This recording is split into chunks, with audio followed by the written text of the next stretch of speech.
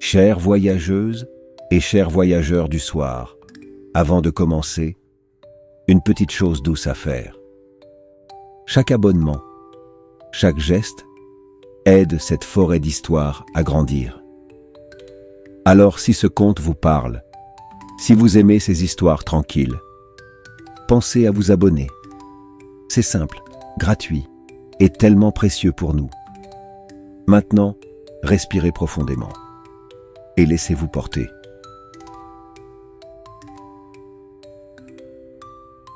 Tabo, le prince au tambour. Avant que les années ne s'empilent comme des pierres autour du cœur, il y avait l'enfance. Et au cœur de cette enfance, il y avait un tambour. C'était un tambour simple, petit, rond, tressé de cuir tendre et de silences anciens. Il ne brillait pas, ne résonnait pas fort. Il écoutait. Ce tambour appartenait à Tabo, un enfant au pas discret, au souffle calme. Il vivait dans un royaume tranquille, blotti entre collines douces et grands arbres sages. Les jours y passaient comme les nuages, sans bruit, sans précipitation. C'est sa mère qui lui avait donné le tambour. Une femme au rire clair, à la voix comme l'eau fraîche. Un soir, alors que la pluie chantait doucement sur le toit de chaume, elle l'avait appelé à elle. Elle s'était agenouillée, avait posé le tambour dans ses petites mains et lui avait dit « Quand tu ne sauras plus écouter avec tes oreilles, écoute avec ça. Il se souviendra pour toi. » Tabo ne comprit pas tout, mais il sentit. Il posa l'instrument contre sa poitrine et entendit quelque chose. Un battement, un frisson, comme s'il entendait vraiment pour la première fois. Les jours suivants, il suivit les lézards, s'allongea sous les baobabs, écouta les termites et les étoiles. Et il jouait. Pas pour faire de la musique, non. Il jouait pour accompagner la vie. Une note quand la pluie tombait, un souffle rythmique pour saluer le lever du soleil, un murmure de tambour quand une feuille touchait le sol. Chaque soir, sa mère le coiffait doucement. Elle tressait ses cheveux sans un mot, puis posait sa main sur sa tête et murmurait « Un jour, ton tambour te guidera là où nul ne peut aller à ta place. » C'était un temps d'or et de miel chaud. L'enfance coulait comme un ruisseau paisible. Mais un matin, ce ruisseau s'arrêta. Sa mère ne se leva pas. Sa couche resta froide, son rire ne monta pas dans la cour. Le silence fut plus lourd que tout ce que Tabo avait connu. Il tenta de jouer du tambour. Rien. Ni vibration, ni souffle. Comme si le monde, lui aussi, retenait sa voix. Le roi, son père, devint un mur. Il aimait son fils, sûrement, mais il ne savait plus comment parler aux vivants. Ses gestes étaient justes, ses paroles rares. Il était là, sans être présent. Tabo grandit entre les pierres du deuil.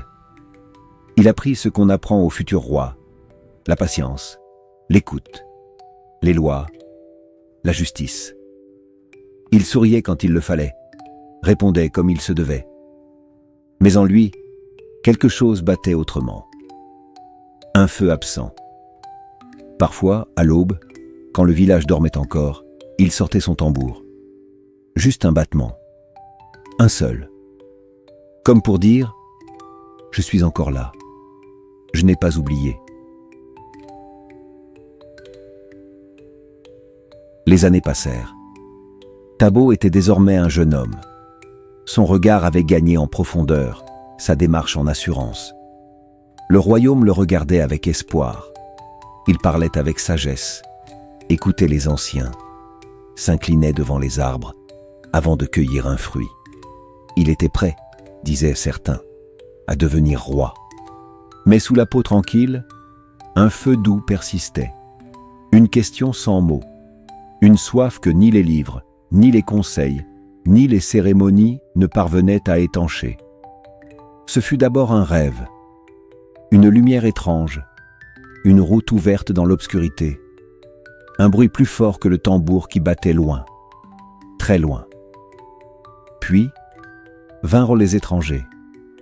Ils arrivèrent par le chemin du nord, marchant avec leurs habits lisses, leurs visages pleins de reflets. Ils parlaient de cités hautes, comme les nuages, de palais de verre, de vie sans mémoire, où seul le présent brillait. Thabot écoutait en silence, les yeux grands ouverts. Le soir même, il marcha aux côtés de son père sous les étoiles. Il voulait parler, mais les mots refusaient de naître. Alors, ce fut le roi qui dit « Tu es né d'ici, Thabot, et ce n'est pas moi qui t'y retiendrai. » Ce fut tout. Pas de conseil, pas d'interdiction. Juste cela, et c'était assez. Quelques lunes plus tard, Thabot se présenta à l'aube. Il portait un manteau léger, un petit sac et le tambour qu'il n'avait pas touché depuis longtemps. Il s'inclina devant son père. « Je pars pour chercher, » dit-il. Le roi, assis sous le vieux baobab, hocha doucement la tête. « N'oublie pas ton nom. Le monde peut t'en donner d'autres. Mais un seul te reconnaîtra, quand le vent se lèvera. » Thabot franchit la pierre frontière au lever du soleil. L'arbre sacré, derrière lui, frissonna d'un souffle discret, comme une bénédiction. Mais Thabot ne se retourna pas. Le feu de l'ailleurs l'appelait. Et il avançait, le cœur battant, le tambour contre son dos. Le monde de l'autre côté était un théâtre, une fête sans fin. Partout, des lumières, des voix, des choses à dire, à montrer, à vendre, à prouver. Thabot marcha longtemps, traversant des villages, puis des villes aux toits brillants, aux routes droites et bruyantes. On le remarquait, on s'approchait. Un prince venu d'ailleurs, au regard ancien. On l'écoutait avant même qu'il ne parle. On le décorait avant qu'il ne demande. Il devint celui qui fascinait, sans avoir à être. On lui donna un autre nom, plus court, plus moderne. On lui apprit à parler vite, à sourire sans raison, à s'habiller comme la lumière. Et au début, il aima cela. Il se sentait vu, accueilli, réinventé. Mais son tambour restait muet. Il le gardait pourtant près de lui, comme une promesse oubliée. Parfois, il posait les doigts dessus, mais rien ne venait, pas même un frisson. Une nuit, dans une salle pleine de miroirs et de rires, un homme aux mains dorées lui lança « Joue donc, prince du sable, fais entendre ton monde. »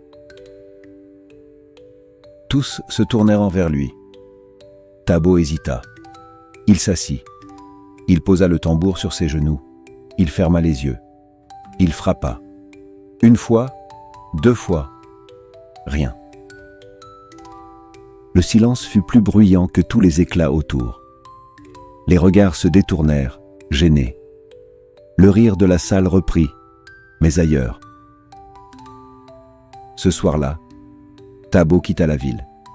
Il marcha sans savoir où. Il n'avait pas faim, pas froid. Il avait perdu le feu. Il avait perdu l'écoute. Il s'endormit au pied d'un arbre inconnu. Dans ses rêves, sa mère lui apparut. Elle ne disait rien. Mais derrière elle, un tambour battait. Lentement, loin, très loin. Quand il se réveilla, il n'y avait plus d'arbres, plus de route, juste une étendue vaste, dorée, brûlante, le désert. Il n'avait pas décidé d'y aller. Le désert s'était invité sous ses pas. Il avait glissé entre les pierres, entre les pensées. Et maintenant, il était là, sans bord, sans retour.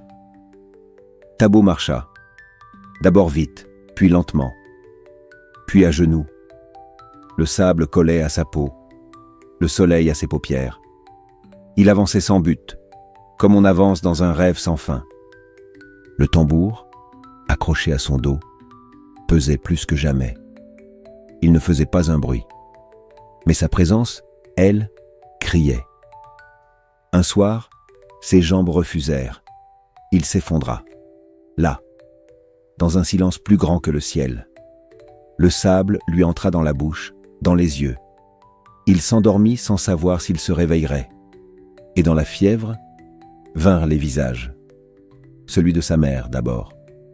Elle marchait, pieds de nu, sur la crête des dunes. Elle souriait, pas le sourire du passé. Un sourire d'aujourd'hui, calme, présent. Puis son père, assis au bord d'un feu, les yeux pleins d'eau. Et autour d'eux, le vent parlait, pas en mots, en rythmes anciens. Un murmure de tambour très vieux. Quand Tabo rouvrit les yeux, il y avait un feu. Un vieil homme, assis là, le dos droit, le regard doux. « Tu étais loin, dit-il, mais tu es revenu. » Il lui tendit une calebasse d'eau. Tabo but, lentement. Chaque gorgée ramenait une image, une note, un souffle. « Ton tambour n'est pas mort, dit encore l'homme. Il dort. Il attend que tu cesses de fuir. » Puis, sans bruit, il se leva, rassembla ses affaires et disparut dans la nuit. Comme un rêve qui sait qu'il a été compris. Tabo resta seul, avec le feu, le sable et le tambour. Il le posa sur ses genoux, ferma les yeux et n'attendit rien. Dans le silence, un battement, minuscule et vivant. Quand Tabo ouvrit les yeux, le feu avait disparu, le sable aussi. Il n'était plus dans le désert, ni dans un rêve. Il était là, allongé au bord d'un chemin, la tête contre une pierre tiède, le tambour à ses côtés. Autour de lui, la lumière était douce. Le vent portait l'odeur de la terre et du bois. Des oiseaux sifflaient, discrets. Il se redressa lentement, le cœur encore plein des images de la nuit. Sa gorge était sèche, mais il n'avait plus peur. Il regarda le tambour. Il le prit. L'objet semblait plus léger, comme s'il avait, lui aussi, traversé quelque chose. Il le posa sur ses genoux, ferma les yeux et écouta. Il ne joua pas encore. Mais il sentit, au creux de sa paume, une chaleur familière. Alors il comprit. Il ne savait pas comment, mais il savait. Le retour avait commencé. Il marcha, sans hâte, sans détour. Le monde ne brillait plus comme avant. Il ne le cherchait plus. Il le regardait. Il le remerciait. Il traversa des villages. On ne le reconnut pas. Cela n'avait pas d'importance. Il n'était plus celui qu'il fallait reconnaître. Il offrait des silences, des regards, parfois une chanson basse, un rythme discret tapé sur le bord d'un banc ou sur sa cuisse. Le tambour, lui, battait doucement. Parfois. Juste quand il fallait. Un soir, dans un hameau bordé de manguiers, une vieille femme lui tendit un fruit mûr. Elle le fixa un moment, puis dit simplement « Tu as le pas de ceux qui reviennent, et tu portes la poussière de ceux qui savent. » Il sourit, il prit la mangue, s'inclina et reprit la route. La nuit, il dormait à la belle étoile. Le tambour reposait contre lui, comme un ami revenu. Le vent lui murmurait des souvenirs, et parfois, il répondait, non par des mots, mais par un battement, un souffle, un silence. Le monde le reconnaissait autrement, non comme un prince, mais comme un témoin. Il sentait la fin du chemin approcher, non comme une frontière, mais comme une éclosion. Il n'était plus celui qui cherchait. Il était celui qui portait un chant que personne ne lui avait enseigné. Et cela suffisait. Un matin clair, après bien des jours de marche, Tabo reconnut les collines de son enfance. Il ne sourit pas. Il ne pleura pas. Il s'arrêta, simplement. Il laissa le vent poser ses doigts sur son visage. Et il écouta. Le silence n'était pas vide, il était plein. Des chants d'oiseaux, du souffle des arbres, du pas léger des animaux dans les hautes herbes. Un silence habité, un silence qui l'attendait. Il s'approche de la pierre frontière, celle qu'il avait franchie autrefois, jeune, brûlant, habité par le feu de l'ailleurs. Il posa la main dessus, comme on salue un vieil ami. Les gardiens du royaume le virent arriver. Ils ne dirent rien. Ils s'inclinèrent, non devant un prince revenu, mais devant un homme debout. Le village ne fit pas de bruit. Les enfants continuèrent de jouer.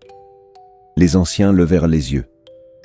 Dans le sol, dans les cœurs, quelque chose circulait.